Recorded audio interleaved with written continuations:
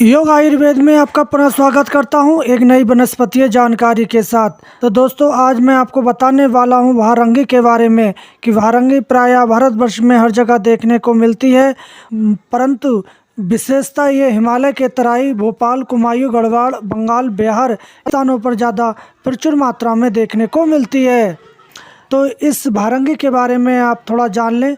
ये बहुवर्षीय पौधा होता है। इसका कांड और शाखाएं चौपाल होती हैं। इसके पत्र 3 से 8 इंच लंबे और 1.5 से 2.5 इंच तक चौड़े, रेखाकार, आयताकार, अंडाकार एवं छीड़ चिकने होते हैं। इसके पुष्प 1 इंच या इससे अधिक नीले आभा और हल्के गुलाबी रंग के और शाखाओं पर गुच्छे में निकलते हैं। इनमें सुगंध आती है। फल इसके अष्टफला 1 से 3 खंडीय परस्पर संयुक्त और मसल होता है।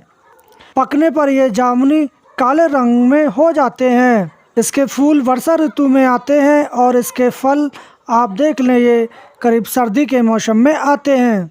इस वारंगी का उपयोग कफ, वात शमक होता है। ये दीपन, पाचन, सोतहार, रक्त शोधन, कफ शमक होता है। इस वारंगी का प्रयोग हम बहुत सारी बीमारियों को ठीक करने के लिए कर सकते हैं, जैसे कि सिरासूल या मस्तिष्क सूल होने पर आप इसकी जड़ों को उखाड़ लें और गर्म जल में घिसकर आप माथे पर लगाते हैं तो आपका जो मस्तक शूल है या सिरासूल है वो मिट जाता है।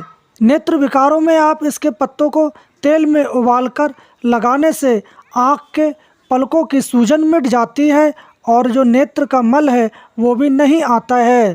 कान में दर्द होने पर आप इसकी जड़ को उखेड़ लें और पानी में घिसकर आप एक एक बूंद कान में टपका देते हैं तो आपके कान दर्द या कर्णशूल में तत्काल फायदा हो जाता है।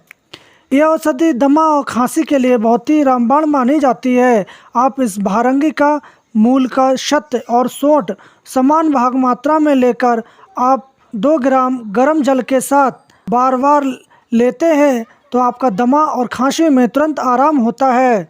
गंठमाला या गलगंठ होने पर आप इसकी जड़ को चावल की धोन के साथ आप घिसकर लेप करते हैं तो आपके गंठमाला में फ़ायदा हो जाता है। तपेदिक या टीबी होने पर आप इसकी जड़ 1 ग्राम का चूर्ण लें और सोंठ 1 ग्राम का चूर्ण और गर्म जल के साथ आप दिन में 3 से 4 बार सेवन कराते हैं तो आपके जो क्षय रोग है उसमें काफ़ी लाभ हो जाता है। अगर हिचकी बार बार आती है तो हमें बहुत परेशान करती है और हमारे पेट में भी दर्द होने लगता है, तो हिचकी आने पर आप इसकी जड़ का चूर्ण 1 चम्मच मिश्री में मिलाकर सुबह, दोपहर, शाम सेवन करवाते हैं तो हिचकी में आपको तुरंत फ़ायदा हो जाता है। पेट में कीड़े होने पर आप इसके पत्ते 3 से 5 ले लें और 500 ग्राम पानी में उबालें। जब उबलते उबलते 1/4 रह जाए तो आप इसको पिला देते हैं तो आपके पेट के जो कृमि हैं वो नष्ट हो जाते हैं। हाइड्रोसिल या अंडकोश की वृद्धि होने पर आप इसकी जड़ की छाल जौ के पानी में पीसकर गर्म करके आप बांधते हैं तो आपके अंडकोश की सूजन मिट जाती है।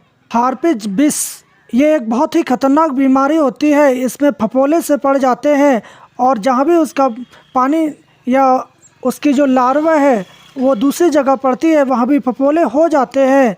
तो विषसर्प या हार्पिज में आप इसके पत्तों को और कोमल टहनियों का रस लगाने से काफ़ी लाभ हो जाता है। शरीर पर कहीं भी सूजन हो जाती है तो सूजन या सोथ उतारने के लिए आप इनके बीजों का चूर्ण घी में भूनकर आप 1 से 2 ग्राम खाते हैं तो आपके शरीर की सूजन भी चली जाती है।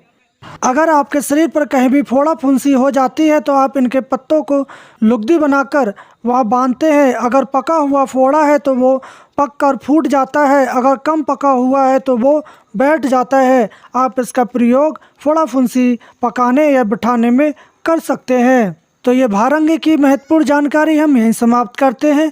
अगर आपके इसके बारे में कुछ भी राय हो या इसके बारे में कुछ पूछना हो तो आप हमें कमेंट बॉक्स में जाके पूछ सकते हैं और हम कल फिर मिलेंगे एक नई वनस्पतीय जानकारी के साथ। तब तक के लिए जय हिंद।